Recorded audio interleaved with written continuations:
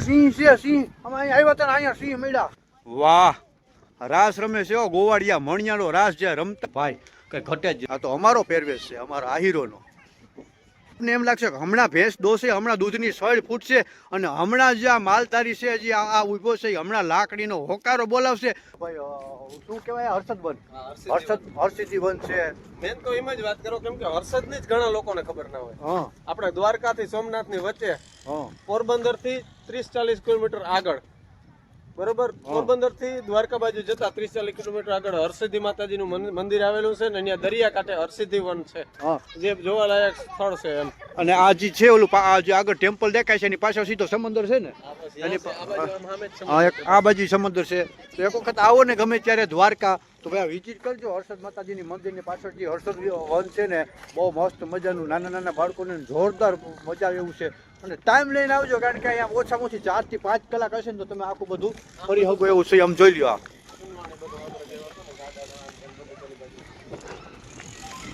આ છોકરાઓને મજા આવે જો આગળ આગળ ભાગ્યા ભાગ થાય છે. આ બધા ચલચિત્રો છે જૂનવાણી, બધા જે કૃષ્ણ ભગવાનના સુદામાના જે બધા પ્રતિમા રૂપે અહીંયા બધા ગોઠવણી કરેલી છે. આવું હા, શ્રી કૃષ્ણ ઉપવન.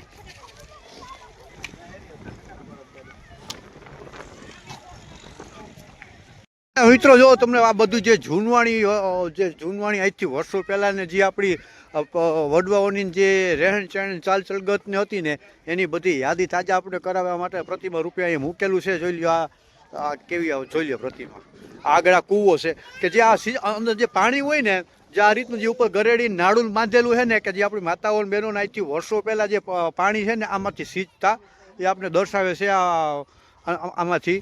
અને જે આ રીતે પાણીનો ટૂંકમાં માથે મટકું ભરીને આ રીતે આમાંથી પાણી સિંચીને જાતા. બધી વર્ષો પહેલાંની જે આપણી પરંપરા હતી ને એ આપણે આમ પ્રતિમા રૂપે આપણે બતાવે છે. આ જોયું આ રીતના આપણે આજથી વર્ષો પહેલાં આ રીતના કુબા કહેવાતા અને કૂબો કહેવાય પહેલાંના જમાનામાં, અને કૂબો કહેતા. આ જે કચ્છ વધારે પડતું કચ્છમાં છે ને આ રીતના આ કૂબાની અંદર રહેતા. અને આ પહેરવેશ જુઓ, આ તો અમારો પહેરવેશ છે, અમારો આહીરોનો. ભાઈ ભાઈ વાહ, અદ્ભુત છે ભાઈ. 100 તોપની સલામી છે આ પેન્ટિંગ આ બનાવવા વાળાને.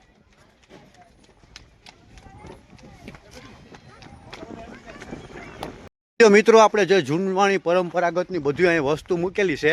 આ જે આને ઠૈઠડિયું ગાડું કહેવાતું. આપણે પહેલાં જે ઠૈઠડિયું પાટાવાળું ગાડું કહે, અમુક ઠૈઠડિયું ગાડું કહે, અમુક લાકડાનું ગાડું કહે. અહીંયા લાકડાનું ગાડું જે જૂનવાણી છે એ ગાડું ટૂંકમાં સાચું છે. અને આ બળદું ને બધું બનાવેલું છે સિમેન્ટથી કે જેનાથી બનાવેલું એનાથી. પણ જો આપને એમ લાગે જોતા એવું લાગે ખરેખર કે આ બળદ હમણાં હાલશે, હમણાં દોડશે. ખરેખર 100 તોપની સલામી છે.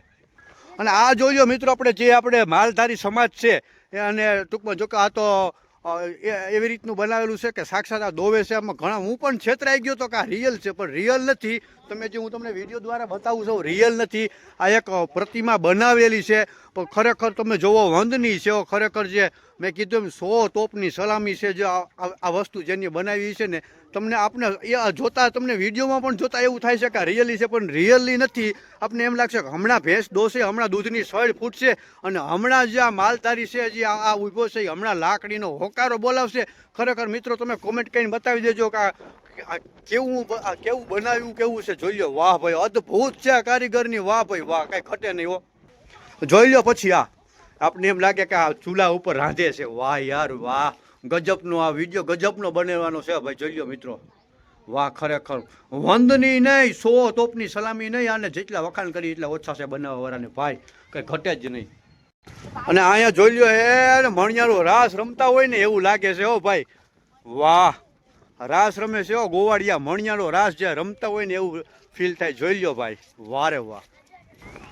ખરેખર યાર અહીંયા તમે આવો કે ન આવો, દ્વારકા આવો તો જ આવવું નહીં, પણ ખરેખર સ્પેશિયલ પણ એક અહીંની ટૂર ગોઠવજો. હર્ષદની બહુ મજા આવે એવું છે. એમાં નાના નાના બાળકોને લઈને આવ્યો હોય ને દરેક ઋતુમાં, શિયાળો હોય, ઉનાળો હોય, ચોમાસું હોય, દરેક ઋતુમાં યાર મજા આવે એવું છે.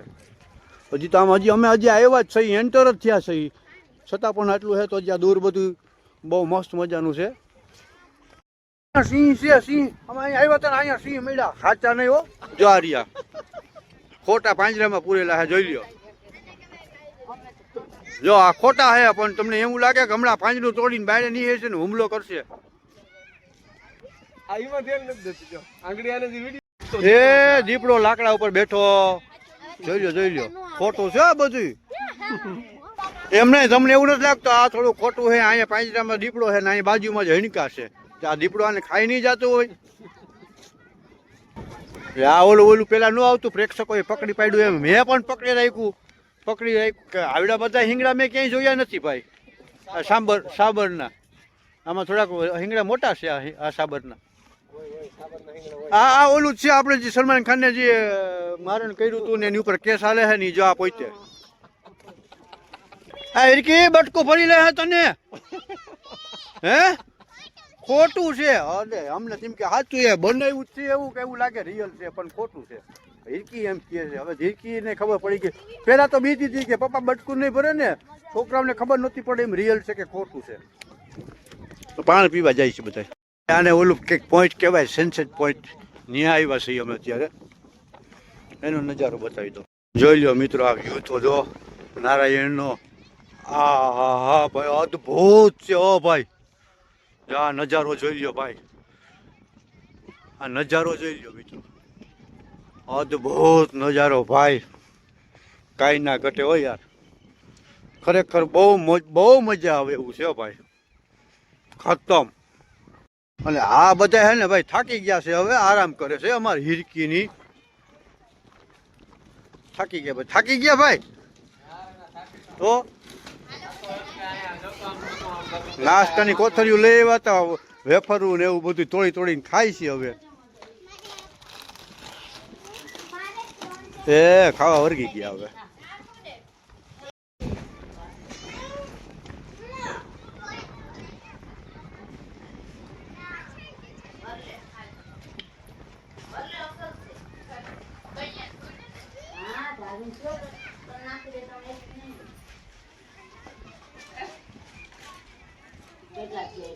ભાઈ આ પોઈન્ટ ઉપર અમે આવ્યા છીએ, અહીંથી તમને અહીંનો આખો વ્યૂ બતાવી દઉં.